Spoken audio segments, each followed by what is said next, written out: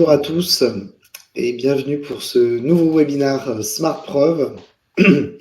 Alors, il est midi 1, il est temps de commencer, mais on va quand même attendre 2-3 minutes le temps que chacun puisse se joindre à ce webinaire d'information. On va vous parler aujourd'hui donc de la preuve en droit social. Vous êtes plus de 200 à avoir marqué un intérêt pour cet événement. Et il faut dire qu'on a...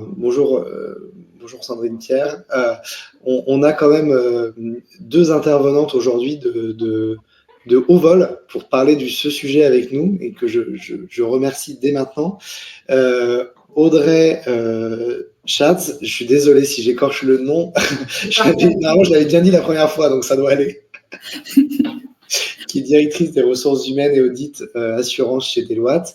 Et Nathalie Assias, qui est membre du Conseil national du barreau, avocate au barreau de Paris, et qui exerce en activité dominante en droit social, qui connaît par cœur ces sujets. On va donc traiter évidemment aujourd'hui de la preuve en droit social. C'est un sujet qui est très vaste, qui est extrêmement dense, qui est plein de subtilités. Évidemment, et on y tient, on va faire en 45 minutes, avec les questions-réponses, on peut aller jusqu'à 1 heure, mais j'imagine que vous avez tous des obligations déjeuner ou d'autres réunions après, donc on se fait un point d'honneur à tenir le timing le plus possible, et on va vous partager un certain nombre, en tout cas vous éclairer sur un certain nombre de ces subtilités, sur la preuve appliquée en matière de droit social. Je vois qu'il est midi 2, chacun arrive progressivement, on a pu déjà un petit peu introduire le sujet. Audrey, Nathalie, je vous laisse dire un mot pour vous présenter un petit peu plus en détail aussi, puis après on rentrera dans le vif du sujet. Alors, je commence, Nathalie. Donc moi, je suis Audrey Schatz, je suis directrice des ressources humaines au sein du cabinet Deloitte, qui est un cabinet d'audit et de conseil. Et moi, je m'occupe plus particulièrement de la branche audit.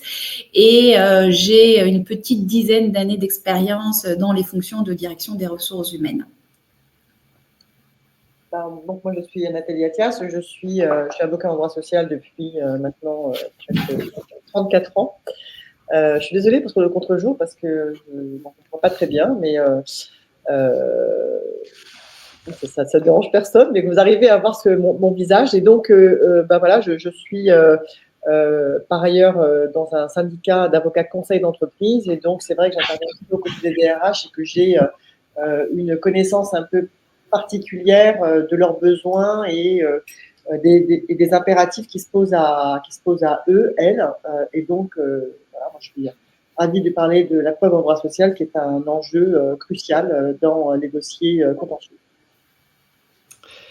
Merci beaucoup à toutes les deux d'être présentes à nouveau. Et c'est vraiment une chance de vous avoir. Je suis très fier, je pense qu'on peut le dire, de vous avoir réunis sur ce thème. On va procéder en 3 temps. Un premier temps où je vais vous montrer un petit peu les enjeux généraux de la preuve et évidemment la manière dont nous, on s'est emparé de ce sujet avec Smart Preuve, qui mixe technologie et commissaire de justice, donc l'expertise du professionnel du droit et d'officier public ministériel. Et l'objectif, c'est de vous amener progressivement sur les cas d'application, les cas d'usage en matière de droit social. Audrey pourra nous partager, elle, son regard et ses expériences qu'elle a en tant que DRH. Et puis enfin, on terminera avec Nathalie Assias qui nous fournira un certain nombre d'éclairages plus juridiques et de points d'attention plus juridiques sur ce sujet. Voilà, évidemment, pendant tout le webinaire, n'hésitez pas à nous poser vos questions. On fera le maximum pour répondre à toutes vos questions et vous apporter tous les éclairages dont vous pourriez avoir besoin. Donc, je rentre dans le vif du sujet. Petite explication de ce qu'est Smart Preuve. Smart Preuve, c'est une solution, c'est une web application qui va vous permettre de collecter des preuves très rapidement, pour moins de 10 € et en moins d'1 minute. C'est vraiment notre promesse. Et je vais vous expliquer plus concrètement comment ça marche et d'où ça vient. Bon, ce qu'il faut comprendre, et c'est un b.a.-ba, c'est qu'aujourd'hui, si vous n'avez pas de preuves, vous n'avez pas de possibilité de faire valoir vos droits. C'est fondamental. C'est-à-dire que le fait d'invoquer un droit implique toujours d'être capable de démontrer que, effectivement, vous avez été victime, effectivement, vous pouvez faire valoir tel ou tel type de texte. Et on se rend compte qu'il y a des tas de situations où on n'a pas pensé à collecter une preuve en amont, ou on a collecté une preuve mais qui ne va pas forcément être fiable, ou qu'un juge ne va pas forcément être capable de recevoir. Et donc, on a des enjeux autour de la preuve permanents sur tous les sujets. Évidemment, on va s'intéresser plus spécifiquement au sujet RH aujourd'hui. Et je vous ai mis un petit peu un panel de tous les cas d'usage qu'on rencontre avec notre web application. Mais évidemment, on va s'attacher aux cas d'usage plus précis. Alors, ce qu'il faut comprendre, c'est que, grand principe du droit français, Nathalie nous le rappellera tout à l'heure, et qui est vrai en droit social, c'est le principe de la liberté de la preuve. C'est qu'aujourd'hui, quand vous voulez démontrer un fait juridique, vous pouvez démontrer l'existence de ce fait juridique par tout moyen. Autrement dit, vous pouvez apporter n'importe quel type de preuve pour montrer que ce fait s'est bien passé. Ces éléments seront ensuite soumis au regard du juge et au pouvoir souverain du juge qui va dire effectivement le fait a bien eu lieu ou les preuves ne sont pas recevables ou je choisis de ne pas recevoir les preuves parce que j'ai un doute et mon intime conviction ne va pas être formée. Alors évidemment, votre objectif, ça va être dans n'importe quelle situation de collecter la preuve la plus fiable possible. Quand on observe et quand on s'intéresse au sujet de la preuve, il y a en fait 3 grands critères, au-delà évidemment des aspects juridiques. Nathalie nous parlera après, est-ce que la preuve est licite, est-ce qu'elle est loyale, et ainsi de suite. Il y a plein de questions sur la recevabilité de la preuve, est-ce qu'on l'a collectée dans un cadre qui fait qu'elle va être recevable, mais d'un point de vue purement technique, en fait, il y a 3 critères observés. Le premier critère, c'est qui a réalisé la preuve, parce que ça va permettre de comprendre les intentions qui peuvent être derrière, et de comprendre dans quelle mesure on est partial ou non. La sincérité, est-ce que le fichier qui m'est remis n'a pas été falsifié, n'a pas été modifié ou n'a pas été ne cache pas une partie d'une situation, ne cherche pas à dissimuler un certain nombre de choses. Donc ça, la sincérité, elle est fondamentale. Et puis enfin, il y a l'intégrité, c'est entre le moment où on collecte une preuve et le temps va passer, comment on arrive à démontrer que le fichier ou les éléments que j'ai trouvés à tel moment, quand j'apporte la preuve 1 an, 2 ans après, les éléments que j'ai en ma possession sont toujours intègres, n'ont pas été déformés, n'ont pas été transformés, qu'il n'y ait pas une ou une autre personne qui aurait pu y accéder et le modifier. Alors, concrètement, c'est les 3 critères à observer. Aujourd'hui, par exemple, la blockchain, on en parle beaucoup, on va en parler de plus en plus dans les années à venir. La blockchain va permettre de garantir l'intégrité. Autrement dit, vous avez des fichiers en votre possession, vous les mettez dans la blockchain, vous allez obtenir une encre, un hash. Si 1 an ou 2 ans après, vous remettez les mêmes fichiers dans la blockchain, vous allez pouvoir démontrer qu'ils sont identiques à ceux que vous aviez déposés 2 ans auparavant. Donc, c'est formidable pour démontrer l'antériorité d'une situation, pour démontrer que vous avez un document qui va être conforme à celui que vous aviez déposé X temps avant. Néanmoins, si vous déposez au départ un faux, potentiellement, votre intégrité, elle ne va pas être garantie par la blockchain. En tout cas, votre preuve va être remise en question. Autrement dit, ce n'est pas parce qu'il y a de la blockchain dans un dispositif de preuve que vous avez 100% quelque chose de fiable entre vos mains. Puisque si vous avez un faux au départ qui est ancré dans la blockchain, ça restera un faux. Si l'identité de la personne qui a collecté la preuve au départ a été falsifiée ou a été usurpée, de la même manière, vous pouvez ancrer tout ce que vous voulez dans la blockchain, vous ancrez un faux. Donc pareil, ça va être facilement contestable. Donc ça, c'est juste un petit point, puisqu'aujourd'hui, quand on parle de preuves et qu'on est un petit peu geek, on pense tout de suite à la blockchain. C'est juste un point d'attention. C'est attention, la blockchain ne résout pas tout. La blockchain vient garantir une intégrité, mais si les éléments au départ sont faux, ont été truqués, falsifiés, évidemment, ça ne fonctionne pas et la preuve va être discutable. Aujourd'hui, évidemment, on se rend compte que c'est un sujet clé, puisque quand vous allez prendre une photo ou une vidéo avec votre téléphone portable, vous pouvez modifier ce qu'on appelle les métadescriptions. Vous allez pouvoir ajouter des filtres et vous allez pouvoir modifier les métadescriptions. Les métadescriptions, c'est quoi? C'est le lieu à partir duquel la photo a été prise, c'est la date à laquelle elle a été prise. Ces éléments-là, vous pouvez les modifier depuis votre appareil photo. Donc, un des principes fondamentaux, nous, c'est comme ça qu'on a travaillé avec SmartPreuve, c'est de se dire que le fichier va être collecté par l'intermédiaire de notre solution. Ce n'est pas des fichiers que vous auriez collectés une semaine avant que vous allez pouvoir mettre dans la solution, parce que pendant une semaine, vous avez eu le temps d'appliquer des filtres, de modifier des choses. Le fichier est vraiment collecté de façon native par rapport à notre application. C'est ancré dans la blockchain ensuite, donc on garantit l'intégrité.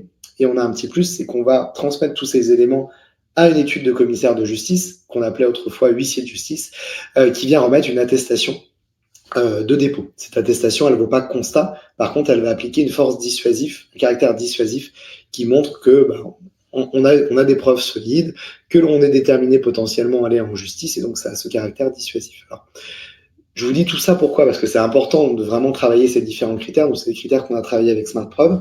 On comprend bien aussi que ce sujet, il est fondamental puisque aujourd'hui, ça devient hyper simple de truquer une photo. Avec les intelligences artificielles génératives, ça devient de plus en plus simple et surtout à la portée de main de monsieur tout le monde.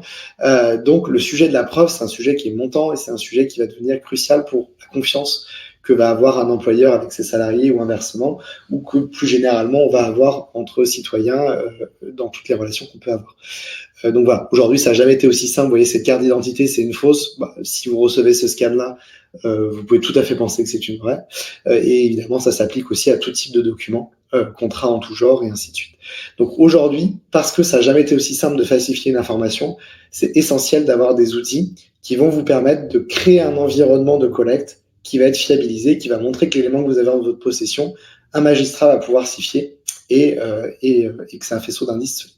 Donc, je vous le disais, Smart Preuve, moins d'1 minute, moins de 10 € et vous allez collecter une preuve qui va avoir des caractéristiques techniques solides et qui va avoir en plus l'attestation d'huissier qui apporte un caractère dissuasif en fait, tout simplement s'il y a un comportement qui doit être changé, et ainsi de suite, vous allez montrer que vous êtes déterminé, vous allez pouvoir faire bouger les lignes. Pour tous ceux qui seront intéressés, vous pourrez me contacter en inbox, on organisera un petit rendez-vous de démonstration.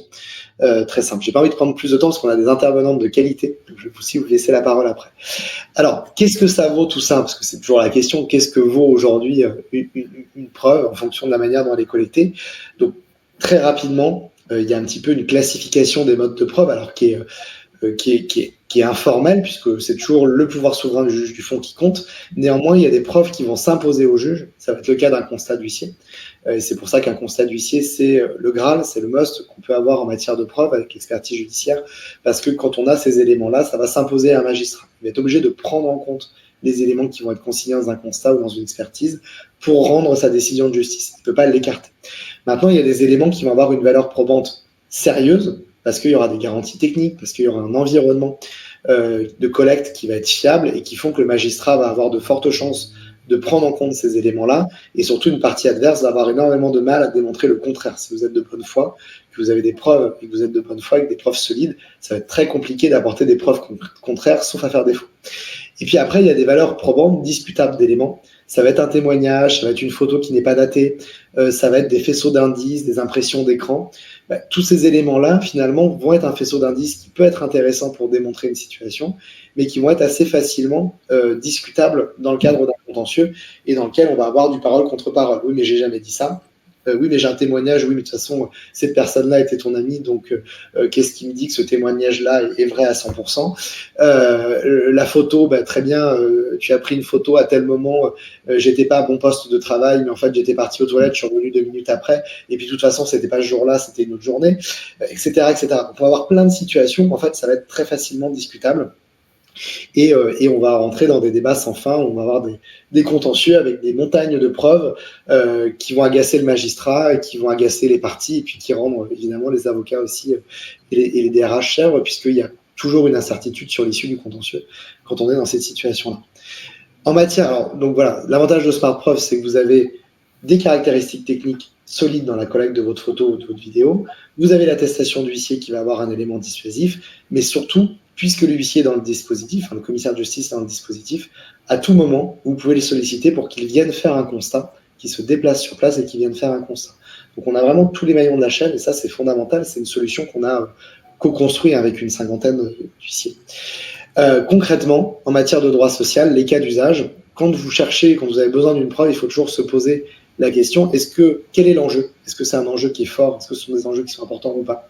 Et est-ce que c'est un élément qui est très prévisible, au contraire très inattendu? Je vais prendre quelques exemples, mais Audrey pourra en donner beaucoup plus avec son expérience de DRH ensuite. Tout ce qui va être affichage obligatoire dans les bureaux d'une entreprise, globalement, on va être sur des enjeux qui sont généralement plutôt faibles et très prévisibles. Donc, typiquement, une attestation Smart Preuve fera complètement le travail et sera très bien. Vous avez par contre des éléments qui sont beaucoup plus chauds. Constat de grève, là il faut faire venir des huissiers, il faut démontrer l'arrêt de l'activité, la nuisance de l'activité. Vous avez tout ce qui va être lié à des fautes du salarié. Alors parfois c'est inattendu, il faut aller très vite, vous allez plutôt utiliser des outils comme Smart Preuve. Parfois au contraire vous allez pouvoir avoir un peu plus de temps, un peu plus de marge de manœuvre, où les enjeux vont être tellement importants que dans ce cas-là, il faudra systématiquement faire un constat d'huissier si vous voulez mettre toutes les chances de votre côté. Il y a ensuite des situations qui vont être à plus ou moins fort enjeu et plus ou moins inattendues. Alors, j'ai mis l'illustration de Gaston Lagaffe.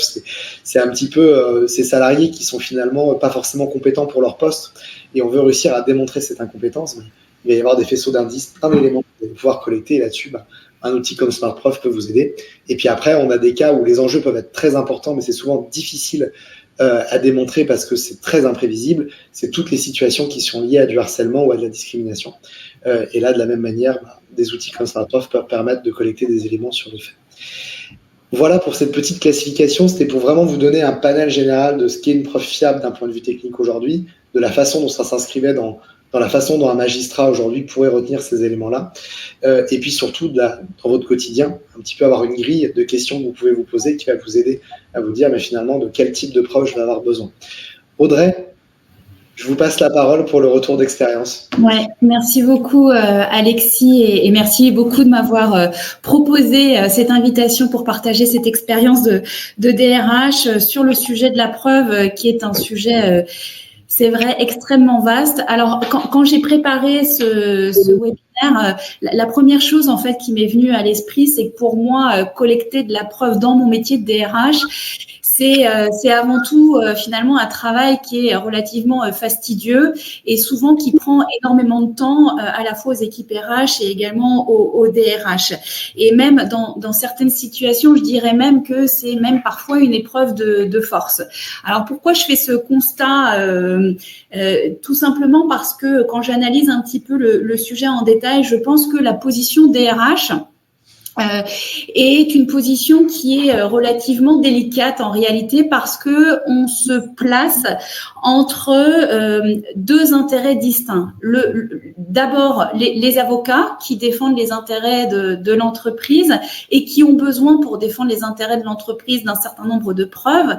Et d'un autre côté, on a les managers opérationnels qui, eux, doivent prendre des décisions de gestion impératives et sans pour autant toujours se préoccuper de collecter cette preuve qui néanmoins est de collecter cette preuve en amont de leur décision. Donc c'est vrai que finalement la position du DRH est une position délicate parce que quelque part à la croisée des chemins entre ces deux intérêts particuliers, parfois un petit peu divergents, il faut bien le dire. Donc moi le conseil que je donnerais, c'est à la fois quand on est DRH sur ce sujet-là de la preuve, il faut à la fois être dans le pragmatisme pour jouer notre rôle quelque part de business partner pour les managers opérationnels, mais aussi être dans l'anticipation, notamment lorsque il convient d'avoir ensuite des conversations avec nos avocats, notamment quand les dossiers deviennent notamment judiciaires. Alors, moi, dans mon quotidien, honnêtement, les moyens de preuve sur lesquels je m'appuie sont globalement toujours un peu les mêmes. Souvent, on va aller utiliser des emails, on va aller utiliser des textos, des attestations également peuvent être utilisées, j'y reviendrai tout à l'heure. Également des documents qui émanent même de l'entreprise, que ce soit des contrats de travail, que ce soit des évaluations de la performance. Moins souvent, mais ça arrive néanmoins, des propos aussi qui pourraient être tenus sur les réseaux sociaux. Et alors, pour ce qui concerne la vidéosurveillance, moi, c'est pas du tout un moyen de preuve que j'utilise par nature et de par l'activité même de mon activité, puisqu'on est soumis au secret professionnel. Et donc, bon, voilà, c'est pas du tout un sujet sur lequel je vais pouvoir débattre aujourd'hui avec vous, dans le sens où c'est absolument pas un moyen de preuve aujourd'hui que je collecte de mon côté. Les thèmes auxquels sont confrontés généralement les DRH, c'est pareil, vous en parliez tout à l'heure, Alexis, c'est souvent les thématiques du disciplinaire, du harcèlement, mais aussi du temps de travail. J'ai envie de dire que quels que soient les thèmes qui sont couverts, quelque part, la problématique du DRH reste toujours la même. Une problématique sur le sujet de la collecte de la preuve. Et le deuxième sujet, et je pense que clairement, c'est peut-être là où est la plus grande difficulté, c'est la manière dont on va trier cette preuve de manière à pouvoir finalement déterminer ce qui va pouvoir être utilisé de ce qui ne pourra pas être utilisés. Et ça, c'est un sujet qui est extrêmement important et que je pourrais détailler tout à l'heure. Sur le sujet de la collecte de la preuve, clairement, je vous le disais en introduction, pour moi, c'est clairement une tâche qui est relativement complexe. Pourquoi ? Parce que généralement, personne ne vient vous voir en tant que DRH en vous livrant un dossier rempli de preuves probantes.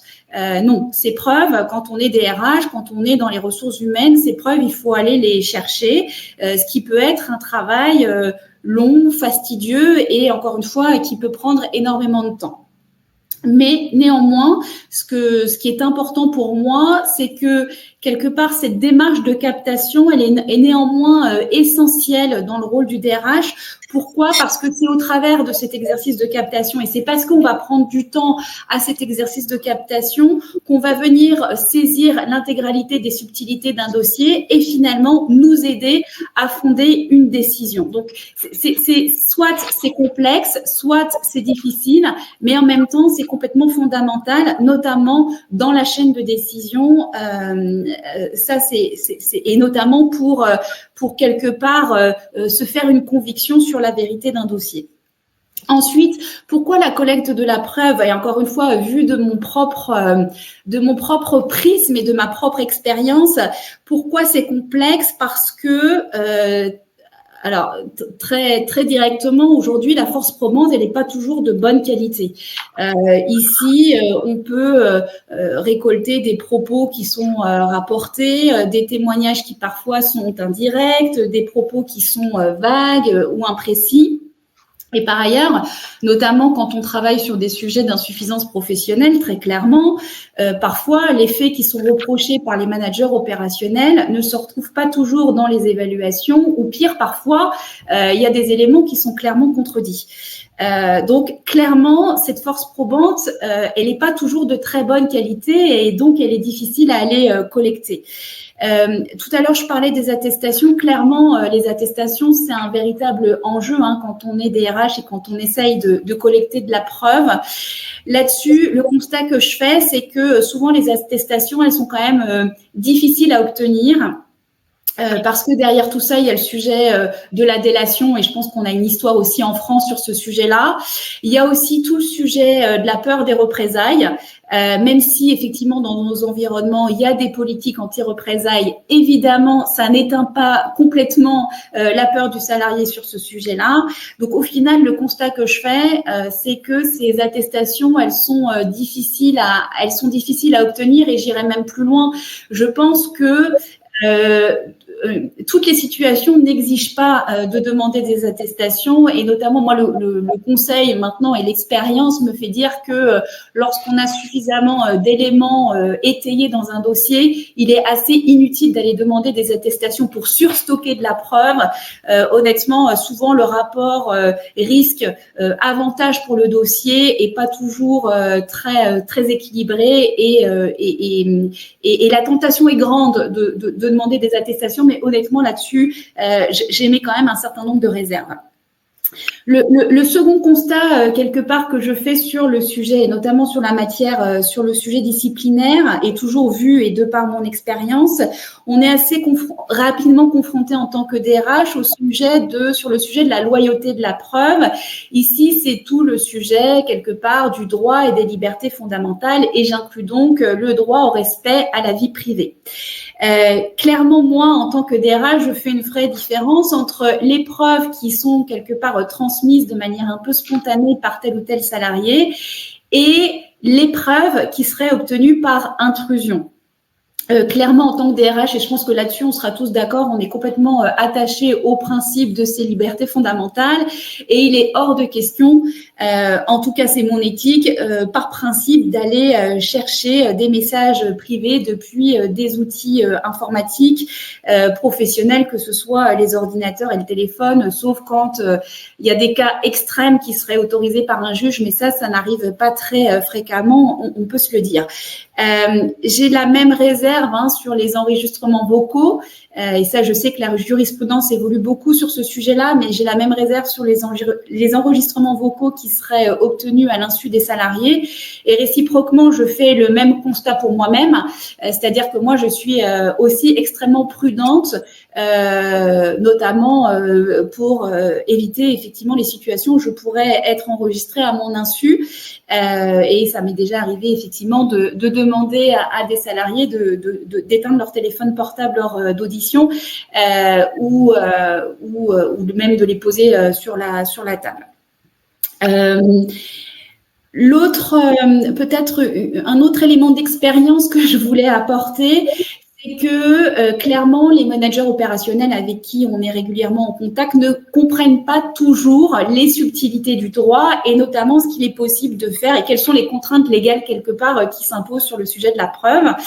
Il y a des discussions et donc il y a un vrai exercice de pédagogie à faire sur ce sujet-là vis-à-vis du business. Il faut bien le reconnaître et là-dessus, évidemment, les avocats qui nous aident aussi à défendre nos intérêts peuvent aussi nous aider beaucoup, nous, DRH, à faire cet exercice de pédagogie vis-à-vis de ces opérationnels.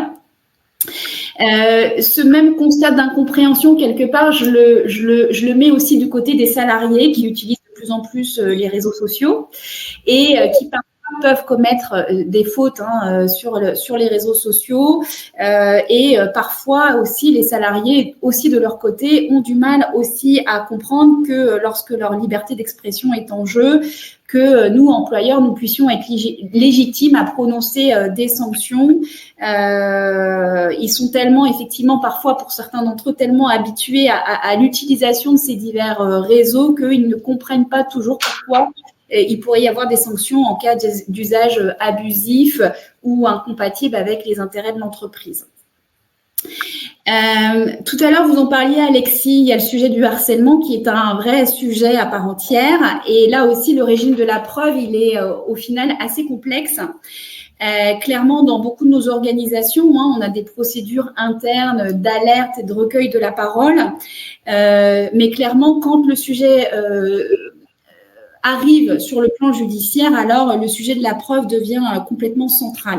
Je pense que dans beaucoup maintenant d'organisations, clairement, quand on est face à un sujet de harcèlement, systématiquement aujourd'hui, qu'est-ce qui se passe? C'est le sujet, on procède très rapidement à des enquêtes internes qui présentent un double intérêt.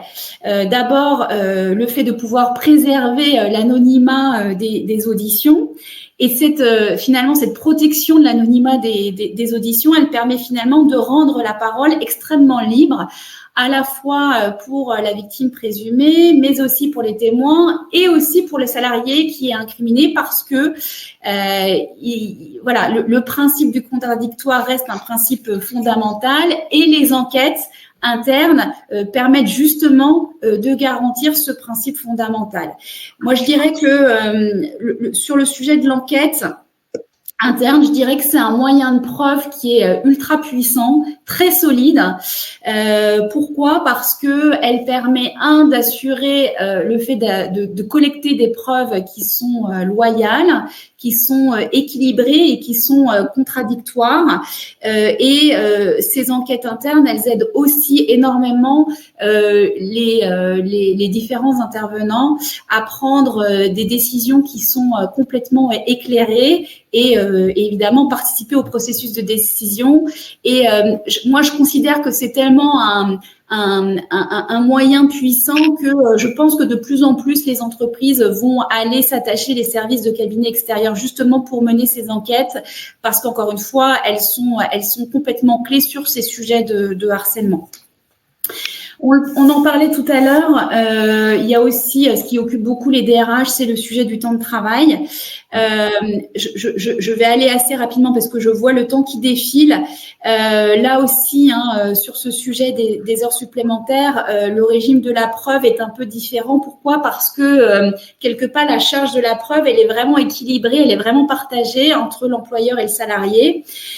Clairement, lorsqu'un salarié émet un contentieux sur le sujet de l'amplitude du temps de travail, on voit, nous, en tant qu'employeur, arriver un certain nombre, beaucoup de preuves, généralement énormément, évidemment, il y a une forte volumétrie de mails, notamment pour aller établir que l'amplitude de temps de travail ne correspond pas avec des temps qui auraient été déclarés dans des feuilles de temps, sur les plannings, etc. Là, tout l'enjeu en fait du DRH ici, c'est aller analyser avec beaucoup de minutie la volumétrie des éléments de preuve qui sont apportés par les salariés. Et là encore, on arrive sur le sujet du temps qu'il faut consacrer à faire cet exercice extrêmement minutieux pour aller essayer de débusquer les éventuelles inexactitudes dans les pièces qui pourraient être apportées par les salariés ou par les ex-salariés en l'occurrence. Voilà ce que je voulais partager avec vous, Alexis, sur voilà mon expérience de DRH, le témoignage que je voulais faire, qui est très personnel. On peut tout à fait ne pas être d'accord avec ce que je dis, mais en tout cas, voilà, ma petite lorgnette, c'est le constat que je voulais faire sur ce sujet, encore une fois, de la preuve, qui est un sujet extrêmement vaste. Merci beaucoup, Audrey. Juste, ça m'a fait penser à deux points. Après, je passe la parole à Nathalie. On a régulièrement des impressions d'écran. On peut faire des impressions d'écran avec SmartPreuve en matière de harcèlement ou de discrimination, de comportement inadapté avec des échanges SMS, WhatsApp. On a régulièrement des screens qui sont faits en fait pour démontrer justement ces situations-là. Et le deuxième cas d'usage sur les temps de travail, alors sur des secteurs qui n'ont rien à voir avec le vôtre, André, mais on a du coup, côté salarié cette fois, des salariés qui ont utilisé SmartPreuve pour démontrer qu'ils étaient à leur poste de telle heure à telle heure, avec du coup des fréquences et une récurrence en fait des horaires et des dépassements d'horaires. Et c'était pour faire valoir les heures sup, j'imagine, dans le cas présent. Nathalie. Oui, alors, moi, c'est du pain béni d'arriver après Audrey, parce que, en fait, Audrey, vous avez résumé ma vie, en fait, dans mes dossiers Prud'homme, et la façon que j'ai, moi, de travailler avec les DRH, où, en effet, je reconnais exactement là la difficulté qui est celle des DRH, d'à la fois tenir compte des impératifs de gestion des managers opérationnels qui ont besoin de prendre des décisions, j'ai envie de dire presque parfois spontanées, parfois très mesurées, mais sans avoir forcément constitué le dossier en amont.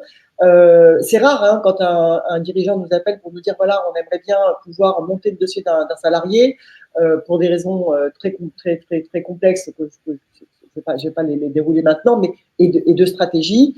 Donc c'est vraiment tout l'enjeu, et parfois même quand vous dites que c'est très fastidieux et chronophage, je vais même dire que ce problème-là est même un enjeu stratégique de négociation. C'est-à-dire que parfois on se dit, dans un dossier où on sait intuitivement et on constate qu'un collaborateur ne donne pas satisfaction, par exemple parce qu'il a fait le minimum syndical, entre guillemets, qu'il n'a pas forcément été proactif, qu'il n'a jamais cherché à faire mieux que le minimum, et on se dit, ce collaborateur ne peut plus s'inscrire dans l'avenir de l'entreprise, mais néanmoins, je sais que juridiquement, je n'ai pas forcément tous les éléments pour le licencier. On se dit, ok, plutôt que de passer des heures et des heures à constituer des éléments de preuve, des attestations avec une sécurité juridique qui n'est, pour les raisons d'ailleurs que tu as données, Alexis, qui ne sont pas forcément évidentes, je préfère négocier. Surtout qu'aujourd'hui, avec les barèmes Macron, on le sait, tout ça est capé, et parfois, c'est même plus intéressant de négocier un dossier que de perdre du temps à constituer des éléments de preuve.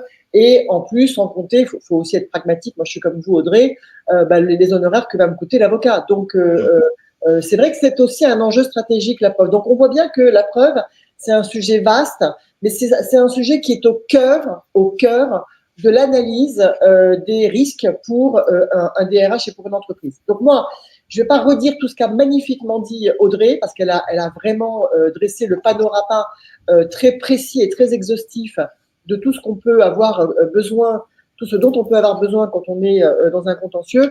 Moi, je voudrais juste vous faire un focus sur les contours juridiques pour que vous ayez conscience de comment vous allez devoir, vous, DRH, collecter les éléments de preuve. Alors, vous l'avez dit, on est en fait sur la preuve en droit du travail, on est à la croisée entre deux libertés fondamentales.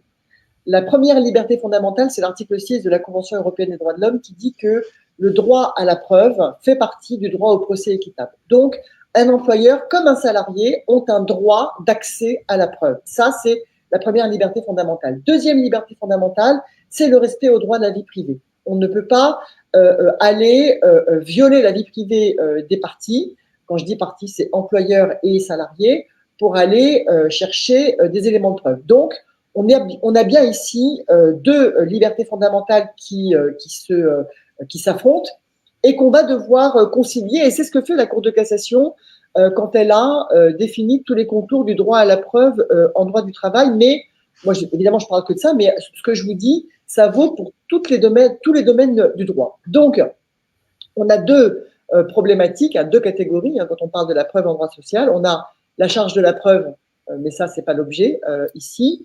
Mais on a surtout maintenant les modes de preuve. Qu'est-ce que je peux rapporter comme élément de preuve, sachant qu'en droit du travail, la preuve est libre, on peut la ramener de toutes les manières. Et Alexis, vous avez fait le panorama de tous les éléments de preuve qu'on peut récolter. Mais il y a trois enjeux auxquels on doit veiller. Le premier, c'est la licéité.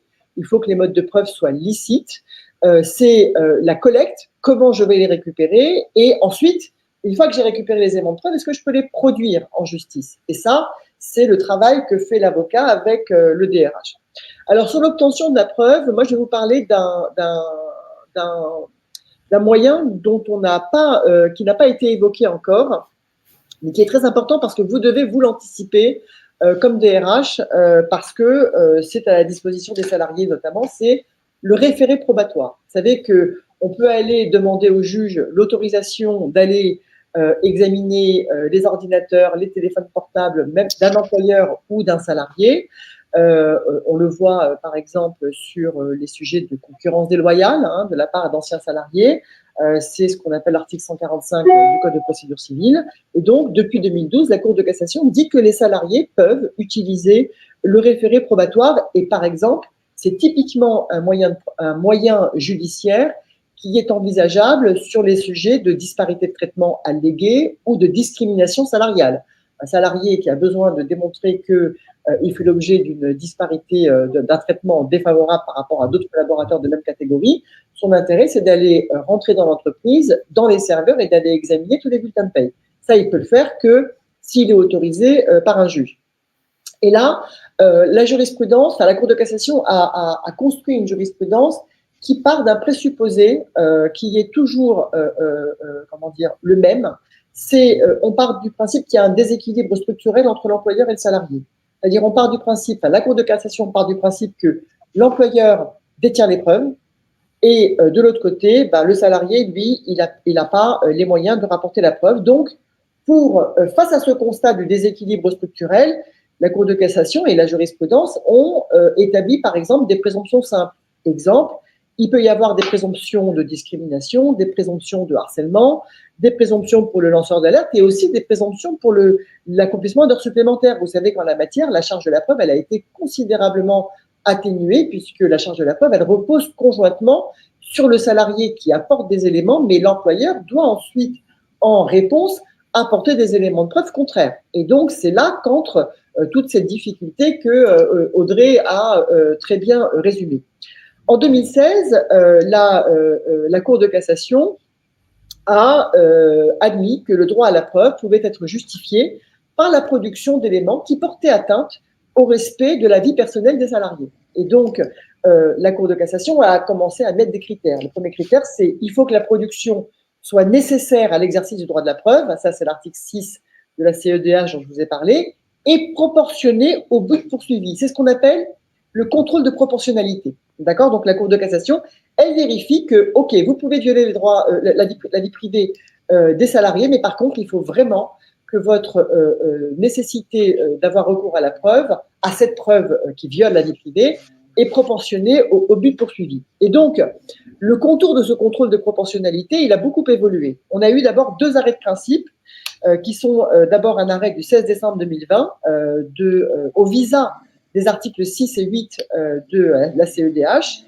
qui a donc apporté deux précisions. D'abord, l'article 145 peut être mis en œuvre s'il existe un motif légitime à établir avant tout procès la preuve d'une discrimination, mais ça, j'ai envie de dire, ce sont les critères qui existent déjà dans l'article 145, mais il faut, c'est ce que dit la Cour de cassation en 2020, Elle dit il faut que ce soit indispensable à la protection du droit à la preuve et d'autre part proportionné. Donc là, on voit que la Cour, elle évolue, elle ne part pas seulement du caractère nécessaire, elle dit il faut que ce soit indispensable. Mais deuxième élément apporté par la Cour de cassation, elle dit si vraiment ça viole la vie privée, à ce moment-là, le juge a la faculté de réduire les éléments demandés par la partie qui est demanderesse à cet article 145, donc cette possibilité d'aller faire comme une saisie, et dit, et là, à ce moment-là, le juge peut cantonner à ce qui est strictement indispensable à l'exercice du droit de la preuve. Et deuxième arrêt, qui est donc celui du 16 mars 2021, et là, ça va vous parler à vous des RH, c'était à propos de bulletins de paye. L'employeur avait soutenu qu'il ne pouvait pas produire les bulletins de paye qui étaient demandés par le salarié parce qu'il avait besoin de demander l'accord des salariés en question. Et là, la Cour de cassation casse l'arrêt et elle dit que la Cour d'appel ne pouvait pas écarter le droit à la preuve allégué par le salarié sans vérifier au préalable si la communication de ces données qui n'étaient pas anonymisées n'était pas nécessaire à l'exercice du droit de la preuve. Donc là, la Cour de cassation abandonne le caractère indispensable et revient au caractère nécessaire. Et puis après, avec deux arrêts des 22 septembre 2021 et 12 juillet 2022. Donc, vous voyez, c'est une jurisprudence qui est mouvante et vous allez voir à quel point elle est mouvante puisque je vous parlerai tout à l'heure d'arrêt du 8 mars 2023, donc c'est vraiment très récent. Là, la Cour de cassation, elle donne un mode d'emploi aux juges. Elle leur dit, vous allez devoir raisonner en 3 temps. Premier temps, d'abord, il faut que vous vérifier que la communication des pièces qui sont demandées par le salarié est nécessaire à l'exercice du droit de la preuve, de la discrimination alléguée et proportionnée au but recherché. Ensuite, deuxième temps, vous devez vous assurer que les éléments ne sont pas de nature à violer la vie privée d'autres salariés. Et là, si la réponse est positive, c'est-à-dire si ça viole la vie privée des salariés, à ce moment-là, troisième temps, vous devez vérifier si cette mesure est indispensable à l'exercice du droit de la preuve et au besoin en cantonnant le périmètre de la production de pièces à ce qui est strictement indispensable. Ça, c'est ce que vous, aujourd'hui, c'est comme ça que s'exerce ce référé probatoire. Ce référé probatoire, c'est vraiment, en matière, par exemple, de concurrence déloyale, c'est un élément très intéressant. Moi, je l'ai déjà fait plusieurs fois. Ensuite, maintenant, les modes de preuve. Et là, on va parler de la licéité et de la preuve déloyale. Et c'est là que vous avez 3 arrêts fondamentaux du 8 mars 2023. Dans une des espèces, c'était une salariée qui avait été licenciée pour faute grave pour des vols qui avaient été révélés par une vidéosurveillance. Dans une autre espèce, c'était un collaborateur d'une société de transport qui avait été confondu par le système de vidéoprotection pour un vol de tickets et aussi parce qu'il avait téléphoné au volant. Et dans la dernière espèce, c'était un salarié qui avait été confondu par une fraude sur le temps de travail en déclarant des temps erronés qui avaient été révélés par un système de badgeage, lequel n'avait pas été déclaré à la CNIL sous l'empire antérieur à l'entrée en vigueur du RGPD. Et évidemment, vous avez compris que les principes sont exactement les mêmes en matière d'écoute téléphonique, c'est-à-dire des écoutes téléphoniques qui sont forcément faites à l'insu des personnes. Et là, la Cour de cassation a dû se prononcer sur la possibilité pour l'employeur d'utiliser ces modes de surveillance qui étaient illicites puisqu'ils n'étaient pas approuvés ou en tout cas faits à l'insu. Et là, l'employeur pouvait-il utiliser les données? Et que dit la Cour de cassation? Elle dit, je cite, « Le droit à la preuve peut justifier la production d'éléments portant atteinte à la vie personnelle d'un salarié à la condition que cette production soit indispensable à l'exercice de ce droit et que la production soit strictement proportionnée au but poursuivi. » Pourquoi est-ce que la Cour de cassation est si rigide sur le caractère indispensable et strictement proportionné? Parce qu'on parle de modes de preuve qui sont illicites. Vous avez compris que sur le reste, c'est beaucoup plus souple. Mais là, comme c'est illicite, il faut vraiment y aller. Donc là, ces 3 arrêts fixent un mode d'emploi. Là aussi, pour l'employeur. D'abord, le juge va le juge va contrôler les éléments demandés par l'employeur. Si l'employeur ne dit pas mais formellement et juridiquement dans le procès que ces éléments sont nécessaires à l'exercice de son droit à la preuve, alors la preuve sera illicite. La preuve illicite sera écartée. Pourquoi je vous dis ça? Parce que l'avocat qui va devoir défendre l'employeur sur des preuves illicites, s'il n'invoque pas expressément ce moyen judiciaire, à ce moment-là, la preuve sera écartée. Donc ça, c'est vraiment un élément que je dis à l'attention des avocats qui nous écoutent. Deuxième élément sur la preuve illicite. Premièrement, on vérifie la légitimité de la surveillance, donc conforme au RGPD, etc. Ensuite, on exerce un contrôle de la proportionnalité. Et là, c'est pour ça qu'il a mis un petit warning dans le slide « Rédaction de la lettre de licenciement ».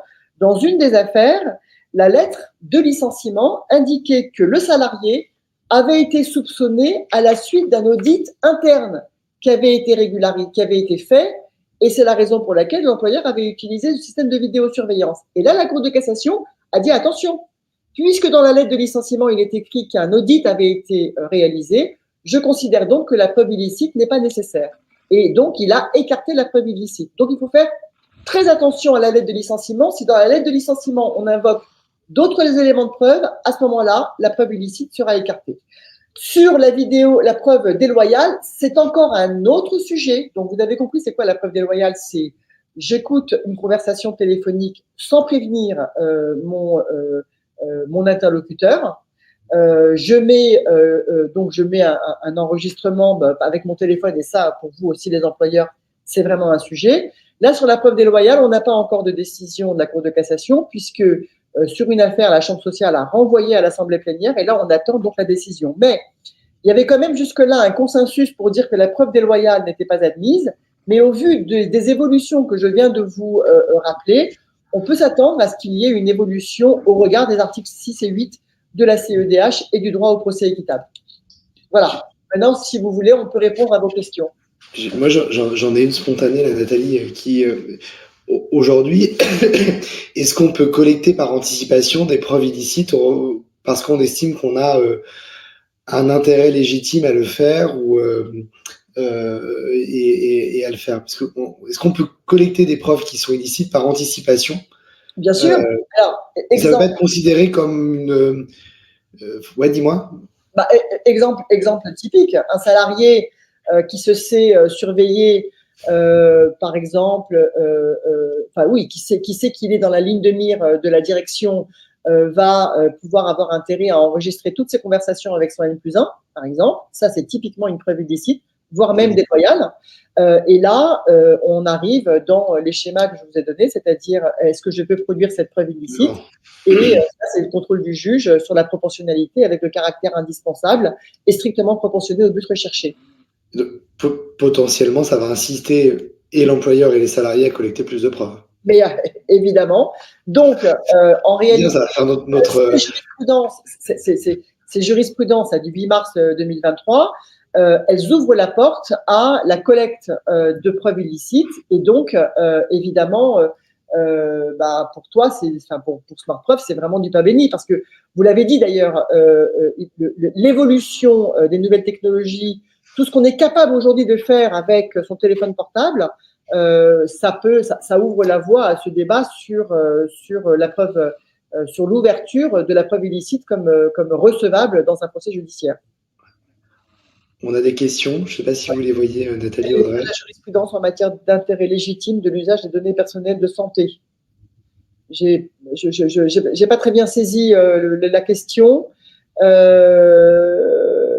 Est-ce qu'on peut avoir un intérêt légitime à utiliser des données de santé de santé, là, on est sur une donnée vraiment personnelle, qui en plus, alors je sais pas comment l'analyser, mais il y a aussi le secret médical potentiellement qui peut s'ingérer, et le secret médical, quiconque le viole en utilisant des données couvertes par le secret médical, c'est aussi potentiellement du recel de violation du secret médical. Donc là, on est dans un débat encore beaucoup plus strict que celui de la déloyauté. On peut tenter, mais en plus, je vois pas vraiment je vois pas la pertinence en plus stratégiquement, parce que utiliser des données de santé, ça ouvre la voie à de la discrimination liée à l'état de santé. Donc, si la question est ou préciser, je veux bien y répondre, mais là, ce sont mes éléments de réponse là. Reviendrait à mettre en place une politique RH fondée sur la suspicion. Bah oui, là, on est sur Minority Report. Mais néanmoins, quand même, c'est l'étape où on décide de monter un dossier contre un collaborateur, par exemple. Et là, on peut commencer à monter des éléments de preuve. Non, c'est pas de la suspicion, c'est aussi j'ai des éléments contre un collaborateur et je décide de les monter. Ou alors je veux préparer mon départ quand je suis collaborateur et je vais donc moi aussi collecter des éléments de preuve par anticipation. Non, enfin des deux côtés, on peut avoir intérêt à collecter par anticipation. Et j'avais même envie de dire que quand on est employeur et quand on est DRH, on a plutôt intérêt à collecter par anticipation pour avoir un dossier qui est déjà monté au moment de l'engagement de la procédure de licenciement. Ça, c'est un monde idéal, mais ça arrive très rarement. Dans quelle mesure le détenteur de données personnelles de santé peut-il utiliser des données personnelles de santé comme preuve? En fait, non. On ne peut pas utiliser des données de santé comme preuve en raison des réserves que je vous ai données tout à l'heure. Ça me paraît difficile. Et moi, avocat d'une entreprise, je la dissuade d'utiliser des données de santé comme élément de preuve. Audrey, vous voulez ajouter un mot sur… Non, je suis complètement d'accord avec Nathalie. C'est pas du tout un sujet sur lequel on se pose même pas la question en réalité. C'est pas du tout quelque chose sur lequel on va aller chercher, clairement. Non. Non, mais peut-être qu'elle veut parler, je sais pas, moi j'essaie de spéculer, mais est-ce qu'on parle d'un salarié qui fait un arrêt de maladie, qui s'avère être, à l'égard duquel il a des suspicions d'arrêt de présence, mais dans ces cas-là, on ne touche pas aux données de santé. D'abord, je ne vois pas comment l'employeur peut avoir accès à des données de santé, parce que les données de santé sont a priori à la main de la médecine du travail, laquelle est également couverte, tenue au secret médical. Donc, les seuls éléments qu'on peut éventuellement conseiller, c'est le contrôle, la contre-visite médicale, et c'est éventuellement sur les réseaux sociaux, si alors qu'il est en maladie, il envoie des photos, il poste des photos où il est en train de se placer aux îles Fidji. Là, ça me fait penser à un cas d'usage qu'on a assez régulièrement. On a des détectives privés qui utilisent SmartPreuve pour compléter leur rapport d'enquête, qui a déjà une valeur probante en tant que telle, mais l'attestation d'huissier ajoute un petit supplément à leur rapport, et on en a qui enquêtent sur les salariés qui sont censés être arrêtés, mais qui en fait ont une activité dans un garage de voiture, par exemple, à côté, ou une activité au black, et où en fait il y a une fraude derrière à l'assurance maladie, et puis vis-à-vis du RH, et donc ils veulent démontrer une faute, et c'est vrai qu'on a parfois en tout cas on a eu des détectives qui nous ont utilisés dans ces situations-là à la demande mandatés par les entreprises et par les DRH pour ça. Mais c'est vrai que dans les rapports de surveillance de détectives privés, on voit des photos qui sont, elles sont supposément corroborées par le rapport du détective privé. Il est vrai qu'une photo avec les garanties que SmartPreuve a priori donne, ça apporte un plus au rapport de surveillance. Donc oui, ça corrobore. C'est ça. Mais de toute façon, en règle générale, quand on examine un dossier, on regarde ce que tous les éléments de preuve arrivent à étayer. C'est-à-dire que, par exemple, une attestation seule peut ne pas suffire. Un mail peut-être à lui seul ne pas suffire. Mais après, on regarde globalement tout le faisceau d'indices. Et c'est ça qui va permettre au juge de forger sa conviction, son intime conviction. Donc, c'est vrai que tout ça, tout à l'heure, tu as parlé de l'appréciation souveraine des juges du fond. Oui, on regarde grosso modo l'impression globale que vont donner tous les éléments de preuve produits. Peut-être que un à lui seul ne suffit pas, mais l'ensemble va permettre d'étayer l'allégation ou l'affirmation portée ou par l'employeur ou par le salarié. Ouais. On a une question complémentaire là qui vient d'être posée, Camille. Ouais, super. Plus précisément, vous pouvez vérifier exactement. J'ai été fondé sur la collecte de preuves permanente et bien là, c'est ça. La politique RH des salariés le font au cas où. Ben oui, c'est ça. C'est ce que je disais. Dans un monde idéal, le dossier, je vais me placer du côté entreprise puisqu'on parle à des DRH, mais dans un monde idéal, le dossier de licenciement doit être collecté, doit être étayé avant le déclenchement de la procédure de licenciement. Je dis bien dans un monde idéal. Malheureusement, et c'est ce que vous a dit Audrey de manière assez limpide, les opérationnels n'ont pas forcément cette préoccupation à l'esprit. Ils ont vraiment, comme on dit, la tête dans le guidon, dans l'opérationnel et dans la gestion de leur projet. Et donc, pour eux, c'est vraiment une charge supplémentaire qu'ils n'ont pas du tout envie d'assumer.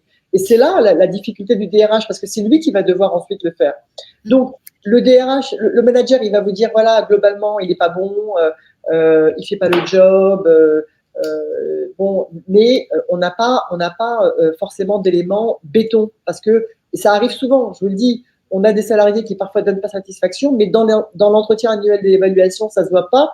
Pourquoi ça se voit pas? Parce que le manager, lui, quand il remplit l'évaluation, il n'a pas envie de démobiliser le collaborateur, il n'a pas envie de le saquer. Donc, c'est pour ça qu'on a très souvent des évaluations en demi-teinte qui sont pas flagrantes. Et quand on arrive au moment de l'insatisfaction, alors dans une entreprise de haut niveau, quand on a un collaborateur qui est juste conforme aux attentes, on sait que parfois, ça, c'est déjà pas un bon signe. Parce qu'en réalité, ce qu'on attend du collaborateur dans une entreprise de haut niveau, c'est qu'il soit supérieur aux attentes. Et quand un patron, il vous dit, oui, mais bon, vous voyez, il est juste conforme aux attentes, pour un juge, c'est pas évident. C'est pas évident. Donc, c'est pour ça qu'on a besoin ensuite d'étayer avec des éléments de preuve pour essayer de faire un petit peu d'explication de texte, on va dire. Ça, c'est un vrai sujet, ce que vous dites là.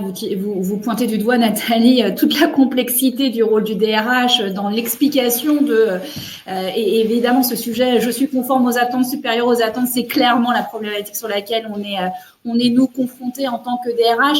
Ce que je dirais juste aussi, c'est que c'est aussi notre devoir quelque part de faire ce débat contradictoire avec le manager opérationnel. Lorsqu'il y a une décision qui est en train d'être prise, quand même d'aller collecter la preuve et de vérifier effectivement quelle est la nature des preuves qui sont à disposition. Et si on considère que c'est insuffisant, peut-être que c'est aussi notre rôle de DRH, peut-être de pas prendre la décision tout de suite, le temps de collecter un petit peu de preuves et de faire aussi un avis sur la situation. Je pense qu'il y a on doit aussi avoir un rôle de pas être pris comme ça dans un. Il faut peut-être pas toujours aller trop vite en fait sur le sujet et avoir ce débat contradictoire avec l'opérationnel pour se dire on peut prendre un tout petit peu plus de temps là pour essayer un petit peu de collecter un peu plus d'éléments probants parce que là ça semble un tout petit peu juste, notamment si on va sur le terrain du contentieux et du judiciaire. Oui, alors moi ce que vous dites est très juste et là après il y a aussi cette analyse très pragmatique de la situation. C'est-à-dire que quand on a un collaborateur qui a très peu d'ancienneté où on s'est dit, bon, on va attendre un petit peu pour constituer le dossier, peut-être que j'arriverai à le démontrer. Le problème, c'est qu'on n'est pas certain qu'au bout de ce temps qu'on se donne pour constituer le dossier, pour collecter les preuves, le dossier sera plus sécure juridiquement. Voilà. Donc, en fait, si vous voulez, il y a ça aussi, c'est qu'on ne peut jamais donner une sécurité juridique à 100% sur un dossier. Alors, les avocats, on n'est pas des magiciens, on fait avec ce qu'on a. Et donc, c'est là qu'intervient après l'analyse de la pertinence d'une négociation. C'est exactement ça. Voilà, je vais licencier. Après tout, finalement, peut-être que j'ai plus intérêt à négocier derrière parce que mon risque, il est de temps. La question est la même pour des collaborateurs qui ont une très grosse ancienneté, parce qu'on sait qu'aujourd'hui, les indemnités sont capées à 20 mois et que parfois, on se dit le temps que je vais perdre à collecter le dossier, c'est du salaire que je vais payer, c'est un collaborateur qui n'est pas bon, qui va pas me ramener de chiffres, c'est un collaborateur qui en plus parfois peut être toxique et qui va polluer une équipe, mettre une ambiance délétère. J'ai plutôt intérêt à le sortir maintenant et je provisionne le temps que je pourrais mettre à constituer un dossier en budget dans une négociation ultérieure. Vous voyez, après, il y a vraiment une analyse, et ça, c'est le travail qui se fait entre l'avocat et le DRH, d'arriver à analyser s'il est pertinent, en effet, de passer du temps à collecter le dossier. Là, je vois la question posée par Inès, le bureau de conciliation du CPH permet également d'obtenir la production forcée de preuves par l'employeur, notamment en matière d'heures sup et de harcèlement, et même des bulletins de paie pour les discriminations. En théorie, vous avez raison. En théorie. Le problème, c'est que les bureaux de conciliation sont très, très, très frileux pour faire ce genre de demande.